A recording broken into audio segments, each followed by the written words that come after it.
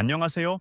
요한계시록 8장을 중심으로 하나님의 심판과 구속의 메시지를 함께 나누는 시간을 가져보겠습니다. 이번 장은 성도들에게 심판과 희망의 메시지를 동시에 전달하며 하나님의 주권과 계획을 깊이 묵상하게 합니다. 자, 그 내용 속으로 들어가 보겠습니다. 먼저 일곱째 인과 하늘의 고요입니다. 어린 양이 일곱 번째 인을 떼실 때 하늘은 반 시간 동안 정적 속에 잠겼습니다. 이 정적은 단순한 침묵이 아니었습니다. 심판의 장엄함과 두려움이 가득 찬 순간이었으며 모든 창조물이 하나님의 계획 앞에 멈춰섰던 시간입니다. 일곱 천사가 나팔을 받고 또 다른 천사가 금향로를 통해 성도들의 기도를 하나님께 올렸습니다. 이후 향로의 불이 땅으로 쏟아졌고 우레와 번개, 지진이 일어났습니다. 이는 하나님의 응답이며 성도들의 기도가 심판과 직접적으로 연결되어 있음을 보여주는 상징적 장면이었습니다. 다음은 일곱 나팔의 심판입니다. 첫 네 나팔을 통해 자연 세계에 임하는 심판이 시작되었습니다. 첫째 나팔이 울릴 때 피 섞인 우박과 불이 땅에 쏟아져 3분의 1이 불타버렸습니다. 이는 땅에 임한 심판이었습니다. 둘째 나팔은 불타는 큰 산이 바다로 던져져 바다의 3분의 1이 피로 변하고 생물이 죽으며 배가 파괴되는 심판을 보여줍니다. 셋째 나팔에서는 타는 별인 쓴 쑥이 강과 샘물에 떨어져 물이 쓰게 되고 많은 사람들이 죽게 됩니다. 이는 물에 임한 심판이었습니다. 넷째 나팔은 해와 달, 별들의 3분의 1이 어두워지는 재앙으로 하늘에 임한 심판을 의미합니다. 이 심판들은 우연히 일어난 일이 아니었습니다. 모든 것은 하나님의 계획 속에서 이루어진 일이었으며 심판을 통해 사람들에게 회개의 기회를 제공하고자 하셨습니다. 첫 네 나팔은 창조 세계를 대상으로 한 심판이었으며 이는 하나님의 사랑과 경고가 담긴 메시지였습니다. 마지막으로 독수리의 경고입니다. 네 번째 나팔 이후 독수리가 하늘을 날며 앞으로 다가올 새 나팔의 심판에 대해 화라고 외칩니다. 이 심판들은 이제 자연을 넘어 사람들에 대한 직접적인 심판으로 이어질 것입니다. 독수리는 하나님의 경고의 사자로서 회개와 준비의 마지막 기회를 선포한 것입니다. 결론적으로 요한계시록 8장은 하나님의 심판과 주권을 선포하며 성도들에게 믿음과 희망을 굳건히 하도록 격려하는 장으로 마무리되었습니다. 이를 통해 우리는 고난 속에서도 진리가 승리할 것임을 확신하며 믿음으로 세상 유혹과 시련을 이겨낼 힘을 얻게 되었습니다. 감사합니다. 안녕하세요. 요한계시록 9장을 중심으로 하나님의 심판과 인간의 반응을 함께 묵상하는 시간을 갖겠습니다. 요한계시록 9장은 다섯째와 여섯째 나팔 심판을 통해 악마적 기원의 고통과 하나님의 주권, 그리고 인간의 반응을 보여줍니다. 이제 그 내용을 하나씩 살펴보겠습니다. 먼저 다섯째 나팔 심판입니다. 다섯째 천사가 나팔을 불자 하늘에서 떨어진 별, 즉 한 천사가 무저갱의 열쇠를 받았습니다. 무저갱이 열리자 연기가 솟아올라 해와 공기가 어두워지고 황충들이 등장했습니다. 이 황충들은 이마에 하나님의 인침을 받지 않은 사람들을 5달 동안 괴롭혔습니다. 고통은 전갈에 쏘이는 것처럼 심각했지만 그들에게 죽음은 허락되지 않았습니다. 황충들의 왕은 무저갱의 사자, 즉 아바돈이라 불리며 이는 멸망을 뜻합니다. 이 장면은 심판의 첫 번째 화가 끝났음을 알리는 동시에 악마적 기원의 고통이 하나님의 통제 아래 있음을 보여주었습니다. 다음으로 여섯째 나팔 심판입니다. 여섯째 천사가 나팔을 불자 유브라데 강에 묶여있던 네 천사가 풀려났습니다. 이 천사들은 특정 시기에 사람의 3분의 1을 죽이도록 준비된 존재들이었습니다. 이역에 마병대가 등장하여 불과 연기와 유황을 뿜으며 심판을 행했습니다. 말들은 사자의 머리를 가지고 있었으며 입과 꼬리에서 나오는 힘으로 사람들을 해쳤습니다. 이는 문자적 군대라기보다 악마적 군세의 상징으로 해석되며 하나님의 명령 아래 심판의 도구로 사용되었습니다. 마지막으로 심판에 대한 인간의 반응을 살펴보겠습니다. 심판을 목격한 사람들은 회개하지 않았습니다. 오히려 우상 숭배와 더 큰 죄악에 빠졌습니다. 살인과 복술, 음행과 도둑질이 더욱 만연했으며 하나님께 돌아오려는 노력은 없었습니다. 이는 인간의 완고함과 불신앙을 보여줍니다. 하나님의 경고에도 불구하고 죄를 고집하는 인간의 모습은 더욱 큰 멸망을 초래합니다. 요한계시록 9장은 하나님의 심판 속에서도 주권과 섭리가 드러남을 강조합니다. 황충과 마병대는 단순한 자연적 재앙이 아니라 영적 전쟁의 현실과 죄의 심각성을 상징합니다. 동시에 심판은 회개의 기회를 제공합니다. 그러나 이를 거부하면 더 큰 멸망으로 이어질 뿐입니다. 결론적으로 요한계시록 9장은 하나님의 통제 아래 악과 심판이 이루어지며 궁극적으로 하나님께서 승리하실 것을 확신하게 합니다. 성도들은 고난 속에서도 하나님의 보호와 구원을 믿으며 끝까지 믿음을 지킬 힘을 얻게 되었습니다. 감사합니다. 요한계시록 10장은 6째 나팔과 7째 나팔 사이에서 중요한 메시지를 전하며 하나님의 구속 계획과 말씀 선포의 의미를 강력하게 보여줍니다. 이를 통해 하나님의 주권과 사랑, 그리고 선포자로서의 사명이 강조됩니다. 첫 번째는 힘센 천사의 등장입니다. 요한은 하늘에서 내려오는 힘센 천사를 보았습니다. 천사는 구름을 입고 머리 위에는 무지개가 있었으며 얼굴은 해처럼 빛나고 발은 불기둥 같았습니다. 그는 작은 두루마리를 손에 들고 한 발은 바다에, 다른 발은 땅 위에 두고 사자의 울음처럼 큰 소리로 외쳤습니다. 그의 외침에 7 우레가 응답했지만 요한은 하늘의 명령에 따라 그 내용을 기록하지 않았습니다.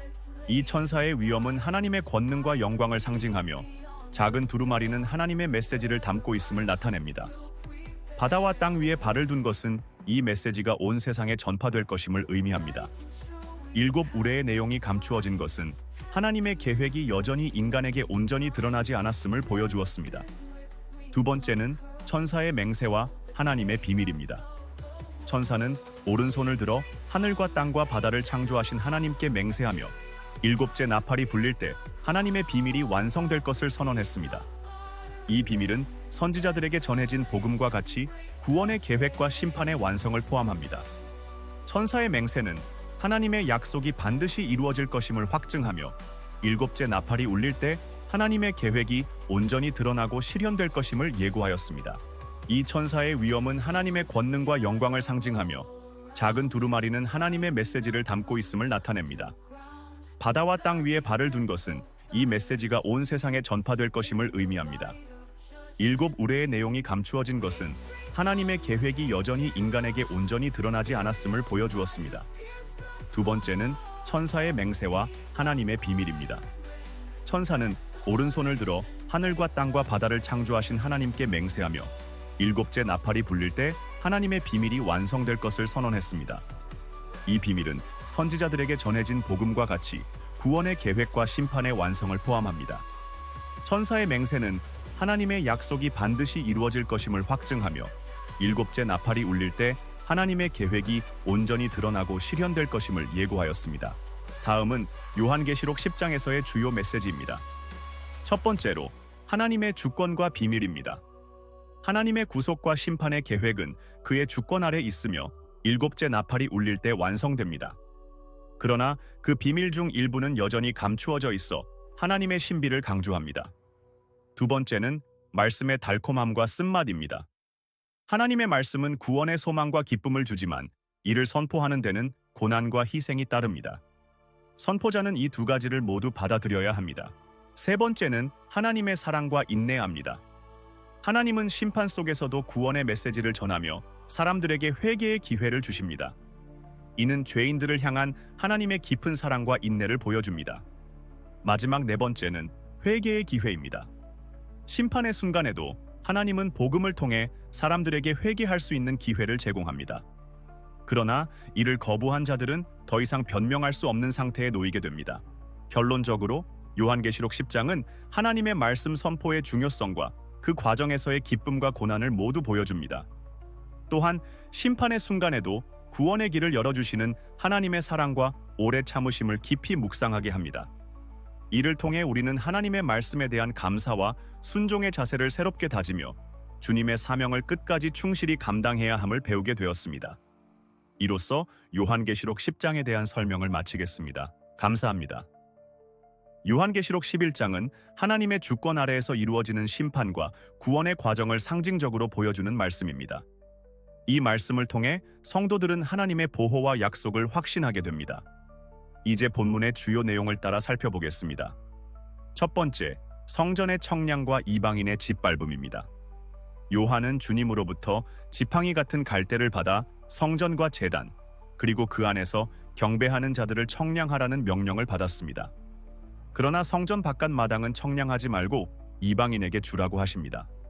이방인들은 거룩한 성을 42개월 동안 짓밟게 될 것입니다. 이 장면은 하나님의 보호 아래 있는 성도들과 악인들에게 내어준 세상의 영역을 구분하는 것을 보여줍니다. 청량은 하나님의 보호와 구별을 상징하며 42개월은 하나님께서 악인들에게 허락하신 제한된 시간을 나타냅니다. 성도들은 이방인의 박해 속에서도 하나님의 보호 아래 안전하다는 약속을 가지게 되었습니다. 두 번째는 두 증인의 사역과 순교입니다. 하나님께서는 두 증인에게 권세를 주시고 그들이 굵은 벗을 입고 1260일 동안 예언하도록 하셨습니다. 이 증인들은 특별한 권능을 가지고 하늘을 닫고 재앙을 내릴 수 있었습니다. 그러나 무저갱에서 올라온 짐승이 그들을 죽이고 그들의 시체는 큰 성의 거리에서 방치되었습니다. 하지만 3일 반 후 하나님께서 그들에게 생명을 주시고 하늘로 올라가게 하셨습니다. 두 증인은 하나님의 말씀을 전하는 선지자의 상징으로 순교의 영광을 보여줍니다. 그들의 죽음과 부활은 하나님의 구속 계획이 완전하게 이루어짐을 상징합니다. 큰 지진과 심판은 악인들에게 내리는 하나님의 엄중한 심판과 그 권능을 나타냅니다. 이 장면은 말씀을 전하는 자들의 고난과 영광스러운 승리를 통해 성도들에게 희망을 줍니다. 세 번째는 일곱째 나팔, 하나님의 왕국 선언입니다. 마침내 일곱째 천사가 나팔을 불 때 하늘에서 큰 음성이 들려옵니다. 세상 나라가 우리 주와 그의 그리스도의 나라가 되어 그가 세세토록 왕 노릇 하시리로다. 24장로들은 하나님의 통치에 감사하며 엎드려 경배합니다. 하나님의 성전이 열리고 그 안에 언약궤가 보이며 번개와 음성, 우레와 지진, 큰 우박이 나타납니다. 일곱째 나팔은 하나님의 구속 계획의 완성을 알리는 순간입니다. 성전과 언약궤는 하나님의 임재와 신실하심, 그리고 그의 백성과 맺으신 언약을 보여줍니다. 번개와 지진은 하나님의 권능과 심판의 위엄을 상징합니다. 하늘과 땅에서 하나님의 통치가 선포되며 성도들에게 영원한 왕국의 소망이 주어졌습니다. 다음은 요한계시록 11장의 주요 메시지입니다. 첫 번째는 하나님의 주권으로 하나님께서는 모든 상황을 주관하시며 성도들은 그의 보호 아래 있습니다. 세상의 악은 제한된 시간 동안만 허용됩니다. 두 번째는 증인의 사명과 순교입니다. 두 증인은 성도들에게 말씀을 선포하고 순교를 통해 하나님의 승리를 보여줍니다. 하나님의 말씀은 고난과 영광을 동반합니다. 세 번째는 하나님의 심판과 구원입니다. 일곱째 나팔은 모든 심판이 끝나고 하나님의 나라가 임했음을 선언합니다. 성도들은 하나님의 통치 아래 상을 받으며 악인들은 심판을 받습니다. 네 번째는 회개의 기회와 하나님의 인내입니다. 하나님께서는 심판의 순간에도 회개의 기회를 제공하십니다.